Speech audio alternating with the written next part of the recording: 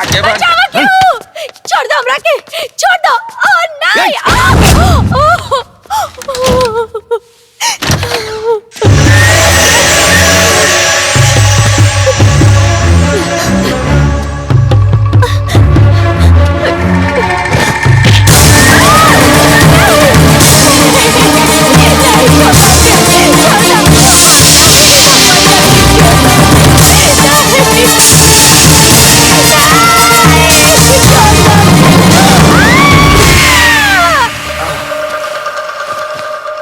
मालिक, वो लड़की के का करी?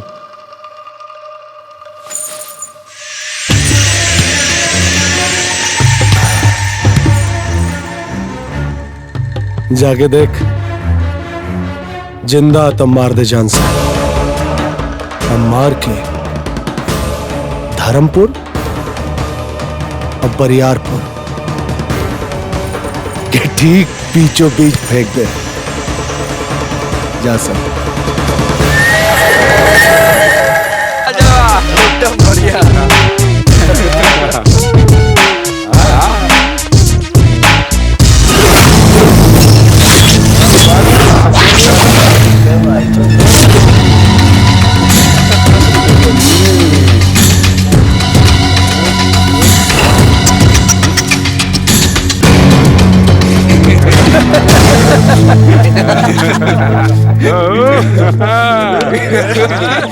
का बात भैया लोग बीच राह में खड़ा होके बहन के स्वागत करतनी जका।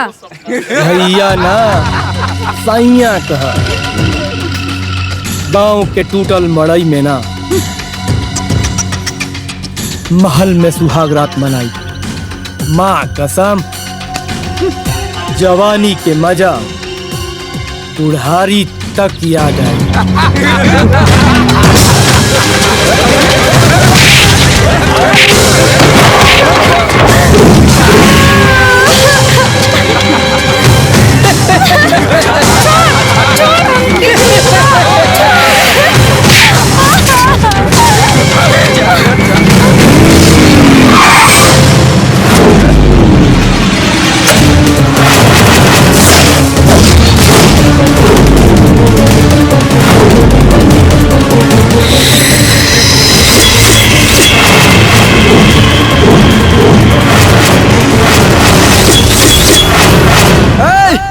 भुला के भी इनके साथ गलत हरकत मत करिए, ना तो कलुआ के मुक्का पड़ गई ना तो खेत के ढेला नियन बुक्का बुक्का हो जाइबे। अरे साला बुका हम ना बुकाते जाइबे।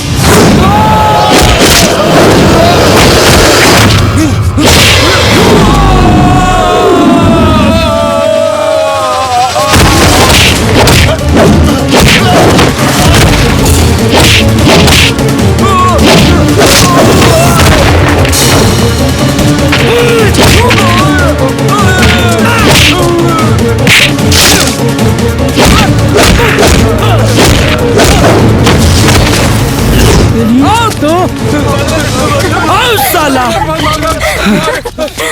निकल निकल का हो अगर ऐसे हेडलाइट बार के चलब तो निमन निमन लोग के नियत खराब हो जाए।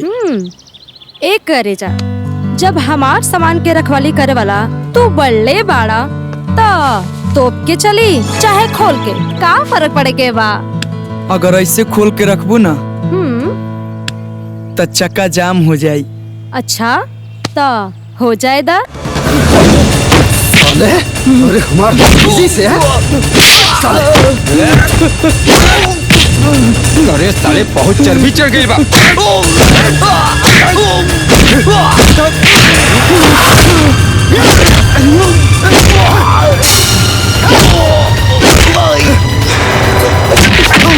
अरे साला नमल में तू साला।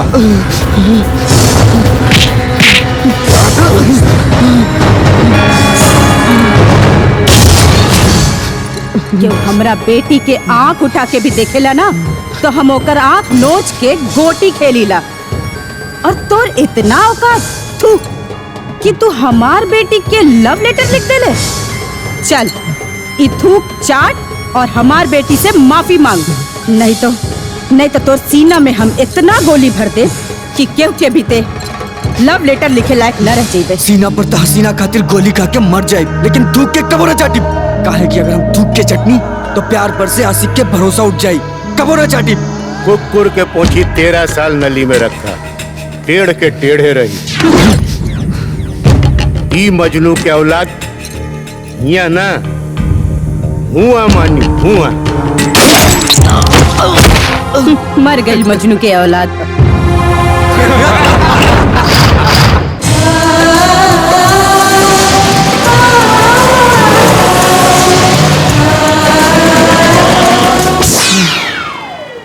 यार पता चलल बा निशा तोहरा घर आइल बिया। निशा के छोड़ यार, नजर घुमाओ, देख जुगाड़ आवतिया।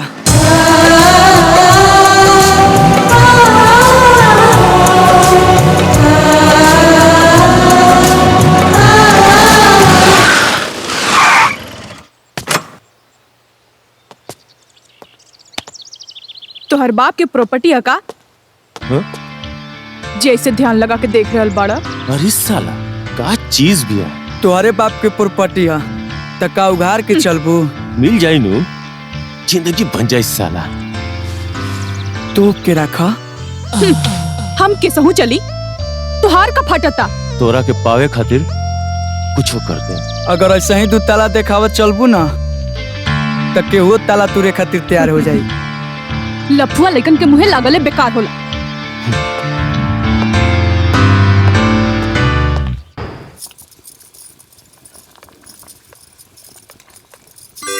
पहचानी हम के बानी? अरे निशा, पाँव लगी चाची। खुश रहा बेटा। अरे चाची, ई उम्र में बैठ के खाना खाए के बदले है खाना बनाओ तारू। लावा हम बनाओ तानी। अरे नहीं बेटा, तू हमार मेहमान बाड़ू, हम तो उसे खाना बनवाए रहे दा। चाची हम मेहमान ना तार होके वाले पतो, मतलब एक ना एक दिन केहू ना केहू के तो पतो बने के बाना। ऐसे ससुराल वाला के खुश रखे खातिर खाना बनावे के प्रैक्टिस करल भी जरूरी बा। ला हम बनाओ तानी। ठीक बा, ला तू बनावा, हम आवतानी। हाँ ठीक बा। माई माई, अरे निशा तू यहाँ? हाँ छोटका जीजा जी, हम राउर माई के पत्तो और राउर मेहरारू बने आयल बानी। जवानी के कस में रखा ना तो हमरो जवानी चढ़ल बा। अगर जोश में होश खो देलू ना तो 5 मिनट में ठंडा जेबू। और वैसे भी साली आधा घर वाली होली। अच्छा देवर जी, ई हमरे बहन के साथे का होता? अरे हम ना भौजी, राउर बहिन। ना दीदिया, हम ना सब इनकर करनी बा। हाँ? अच्छा त ई बात बा। भैया जी 10 मर्डर कई के आइल बाई। कवनो बात नहीं, हम भी तो 10 मर्डर कैले बानी।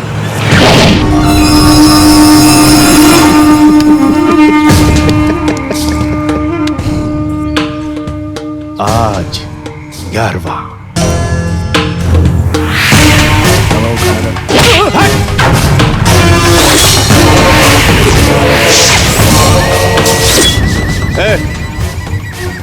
देखत का बाड़े रे? हाँ? कहाँ देखत बाड़े?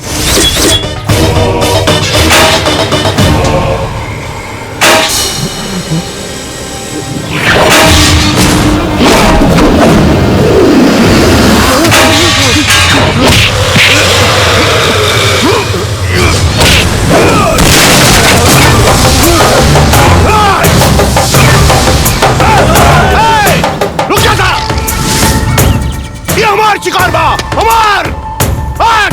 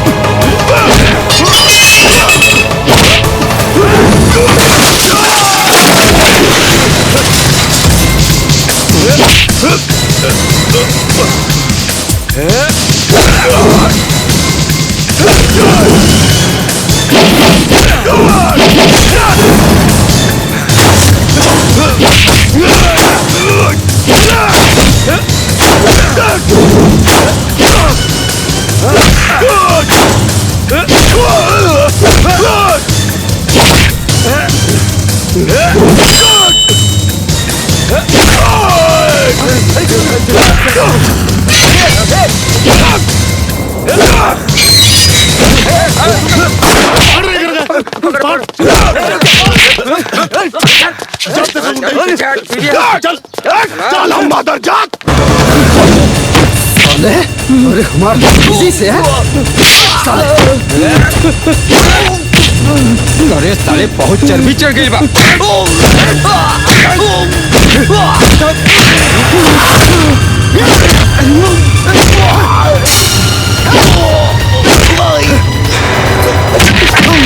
अरे साला नमल में तू साला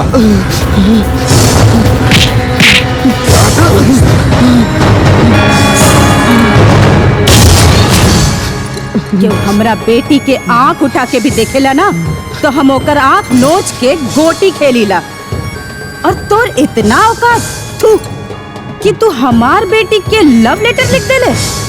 चल ई थूक चाट और हमार बेटी से माफी मांग, नहीं तो तोर सीना में हम इतना गोली भर दे कि केहू के भी ते लव लेटर लिखे लायक न रह जाइबे। सीना पर तहसीना खातिर गोली खा के मर जाए, लेकिन थूक के कबो न चाटी। काहे कि अगर हम थूक के चटनी तो प्यार पर से आशिक के भरोसा उठ जाई, कबो न चाटी। कुकुर के पोंछी 13 साल नली में रखा, टेढ़ के टेढ़े रही। ई मजनू के औलाद हिया ना हुआ मानी हुआ। मर गई मजनू के औलाद।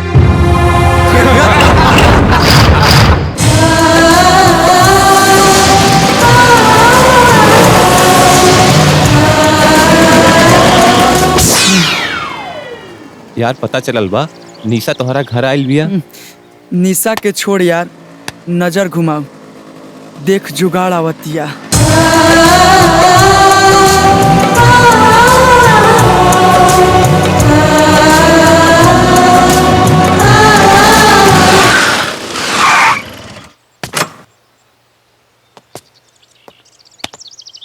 तोहर बाप के प्रॉपर्टी है का? जैसे ध्यान लगा के देख रहल बाड़ा। अरे साला का चीज भी है। तुम्हारे बाप के प्रॉपर्टी है त का उघार के चलबू? मिल जाई नु, जिंदगी बन जाए साला। तो के रखा हम केसहू चली, तुहार का फटता।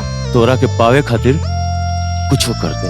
अगर ऐसा ही 2 ताला देखावत चलबू ना त केहू ताला तुरे खातिर तैयार हो जाई। लफुआ लेकिन के मुहे लागले बेकार होला।